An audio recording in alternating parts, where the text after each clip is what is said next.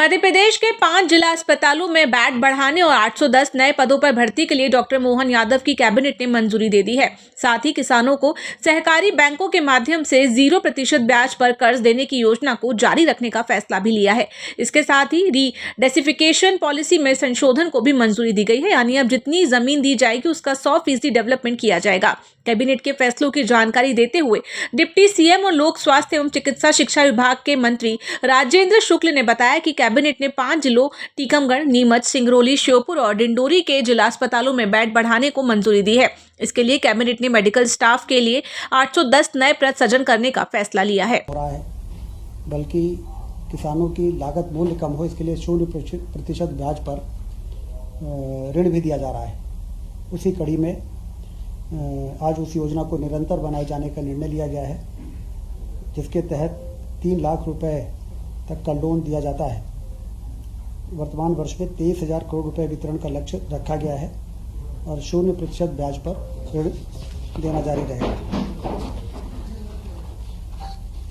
दूसरा महत्वपूर्ण निर्णय हुआ है, हमारे मध्य प्रदेश के 5 ऐसे जिले जहां पर जिला अस्पतालों के स्वीकृत बेड की संख्या से ज़्यादा वहाँ की क्षमता हो गई थी और इसलिए उन बिस्तर के विस्तार का निर्णय लिया गया है। ये ज़िले हैं टीकमगढ़, नीमच, सिंगरौली, श्योपुर और डिंडोरी। बिस्तर संख्या 1000 से बढ़कर 1800 हो जाएगी, जिसमें सभी जिलों में वो डिटेल है। इसमें लगभग 810 नए पद सृजित होंगे। नियमित होंगे 543 पद, संविदा के 4 होंगे और आउटसोर्सिंग के 263 पदों का सृजन होगा और वार्षिक अनुमानित जो व्यय होगा वो 39 करोड़ 50 लाख रुपए की इसमें शासन अतिरिक्त रूप से व्यय करेगा। ये जो 5 जिलों की सीटें बढ़ी हैं उसमें टीकमगढ़ अभी 300 बिस्तर का अस्पताल है जो 500 बिस्तर का हो जाएगा। जिला चिकित्सालय नीमच 200 बेड का है, अभी वो 400 बेड का हो जाएगा। जिला चिकित्सालय सिंगरौली 200 का है, वो 400 हो जाएगा। श्योपुर 200 है, वो 300 हो जाएगा। और डिंडोरी भी 100 बेड का है, वो 200 बेड हो जाएगा। इससे इन आदिवासी बाहुल्य इलाकों में काफ़ी स्वास्थ्य सुविधाओं के विस्तार में काफ़ी एक महत्वपूर्ण निर्णय हुआ है।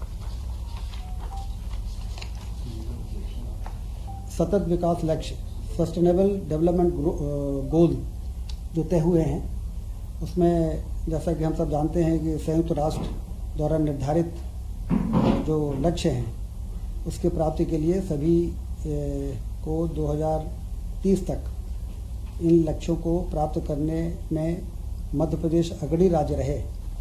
इसके लिए आज इसका मूल्यांकन और ऑनलाइन डैशबोर्ड का रखरखाव, डैशबोर्ड आधारित रैंकिंग अनुसार उत्कृष्ट जिलों को पुरस्कृत किया जाएगा। प्रथम जिले को 1 करोड़, द्वितीय जिले को 75 लाख रुपए का पुरस्कार दिया जाएगा। प्रशिक्षण और कार्यशाला के माध्यम से सुधार भी किया जाएगा। इस योजना पर 19.10 करोड़ 3.82 करोड़ प्रति वर्ष का अनुमानित व्यय होगा, जिसका कैबिनेट ने अनुमोदन किया है।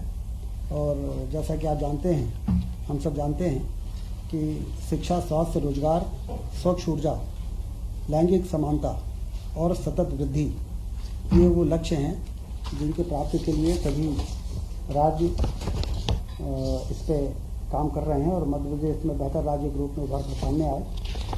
इसके लिए आवश्यक जो कदम है वो उठाए जाएंगे। सागर जिले में मालथौन में एक सिविल जज न्यायालय की स्थापना की स्वीकृति हुई है। कुल 7 नवीन पदों के सृजन की इसमें स्वीकृति मिली है और एक नया न्यायालय का खंड सागर जिले के मालथौन में, जिसकी लंबे समय से मांग रही है, वो स्थापित होने का मार्ग प्रशस्त हुआ है। कुल मिला के यही मंत्रिमंडल के महत्वपूर्ण निर्णय थे जो आज लिए गए हैं। इसमें नहीं करण योजना में 2020-22 की पॉलिसी में ये प्रावधान था कि जिस जमीन का निवर्तन किया जाएगा उस कलेक्टर गाइडलाइन के 60% के आधार पर उसका ऑफसेट प्राइस तय होता है और 100% गाइडलाइन और 60% एरिया पर ये होता था। इसमें एक महत्वपूर्ण संशोधन ये हुआ है कि अब जो ज़मीन ऑक्शन में जाएगी, निवर्तन जिसका होगा, उसमें कलेक्टर गाइडलाइन के 100% के आधार पर अब प्रोजेक्ट्स बनाए जा सकेंगे और जिस शहर की ज़मीन निवर्तन होगी उस शहर में अब ज़्यादा विकास के कार्य हो सकेंगे। अभी 100 रुपये की ज़मीन होती थी तो 60 रुपये के काम वहाँ पर लिए जा सकते थे। अब 100 रुपये की ज़मीन है तो 100 रुपये के कार्य वहाँ पर लिए जा सकेंगे। जो शहर के विकास में, जिस शहर की ज़मीन निवर्तन हो रही है उस शहर के विकास में वो ज़्यादा काम करना संभव हो पाएगा।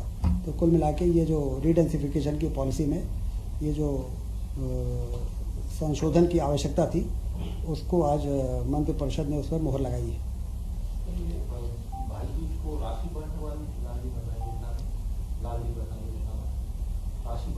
आज वो कैबिनेट में वो बिंदु नहीं था।